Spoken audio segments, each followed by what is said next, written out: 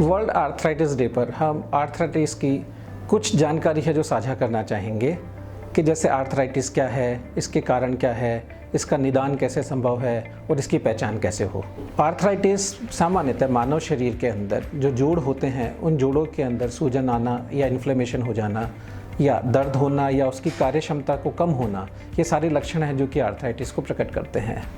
Arthritis 100 से भी ज़्यादा प्रकार की आर्थराइटिस होती है, लेकिन मुख्यतः 2 प्रकार की हैं, जिसमें से एक डीजनरेटिव आर्थराइटिस जो कि एजिंग की वजह से है, यानी उम्र बढ़ने के साथ में जो वियर और टीयर होता है उसकी वजह से होती है, और एक इन्फ्लेमेटरी आर्थराइटिस जैसे कि रूमेटॉइड आर्थराइटिस। कुछ लोगों में यूरिक एसिड बढ़ने की वजह से भी गाउटी आर्थराइटिस होती है। ये सामान्यतः कारण है जिसकी वजह से आर्थराइटिस होती है। अब प्रश्न ये है कि आर्थराइटिस का पता कैसे लगेगा।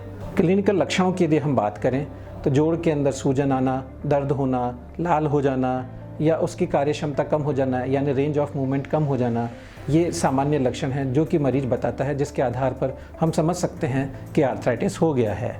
फिर कुछ लेबोरेटरी इन्वेस्टिगेशंस हैं जो कि किस प्रकार की आर्थराइटिस डेवलप हुई है वो हम उसके आधार पर पता लगाते हैं, और एक्सरे के माध्यम से हमें यह पता लग सकता है कि हम बीमारी के किस दौर में पहुंच चुके हैं या किस चरण में हैं, ताकि उसका निदान अकॉर्डिंगली या उसके अनुसार कर सकें। सामान्यतः लोगों के दिमाग में 2 प्रश्न उठते हैं कि क्या वज़न बढ़ने की वजह से आर्थराइटिस होता है, और या आर्थराइटिस के मरीजों को एक्सरसाइज करनी चाहिए या नहीं करनी चाहिए। तो पहला प्रश्न जो ये कहता है कि वज़न बढ़ने से आर्थराइटिस होता है, आर्थराइटिस के बहुत से कारण हो सकते हैं। यह एक सामान्य प्रक्रिया है जिसके अंदर यह प्रतीत होता है कि वज़न बढ़ने की वजह से आर्थराइटिस हो सकती है, लेकिन इसके जेनेटिक कारण ज़्यादा होते हैं। जिन फैमिलीज़ के अंदर आर्थराइटिस की समस्या होती है उनमें आर्थराइटिस होने की संभावना ज़्यादा होती है।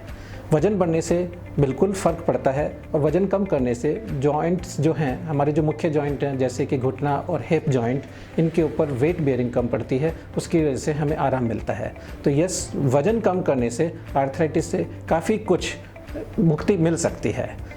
दूसरा प्रश्न ये है कि एक्सरसाइज का क्या फ़र्क पड़ता है। हाँ, एक्सरसाइज करने से हमारे जोड़ लचीले बने रहते हैं, उनमें स्टिफनेस कम होती है और उनकी ताकत भी बनी रहती है, इसलिए एक्सरसाइज का भी इसमें फ़र्क पड़ता है। अब प्रश्न ये उठता है कि इसका प्रिवेंशन कैसे किया जाए, मतलब रोग के पैदा होने से पहले ही कैसे रोका जाए। तो सबसे इम्पॉर्टेंट चीज़ है कि healthy lifestyle. Healthy lifestyle means balanced and healthy diet. उससे आपका वज़न भी कंट्रोल में रहेगा और शरीर भी सामान्य प्रक्रियाएं कर पाएगा। सो सबसे इम्पॉर्टेंट चीज़ वो है जो है हेल्दी और balanced diet. Second thing, exercise. हाँ, हमें एक्सरसाइज करनी चाहिए ताकि जोड़ों की और ऊतकों की बार बार संरचना हो सके और हम इनको वियर टीयर से बचा सकें। फिर प्रश्न उठता है कि सबसे पहले डायग्नोस कैसे करें। तो हमें एक उम्र के उपरांत एक अंतराल के बाद में हेल्थ चेकअप कराना चाहिए, और यदि कोई भी जोड़ों के अंदर समस्या प्रकट हो रही है तो हमें तुरंत डॉक्टर को दिखा के उसके टाइप और उसका प्रकार जानकर उसी के अनुसार अपने को उपचार लेना चाहिए। कौन कौन सी एक्सरसाइज हम इसमें कर सकते हैं जो लोग आर्थराइटिस से पीड़ित हैं। यदि बीमारी इनिशियल स्टेज में है यानी कि शुरुआती दौर में है तो हम साइकिलिंग कर सकते हैं और वॉक कर सकते हैं। उसके अलावा योगा की जा सकती है, स्विमिंग की जा सकती है।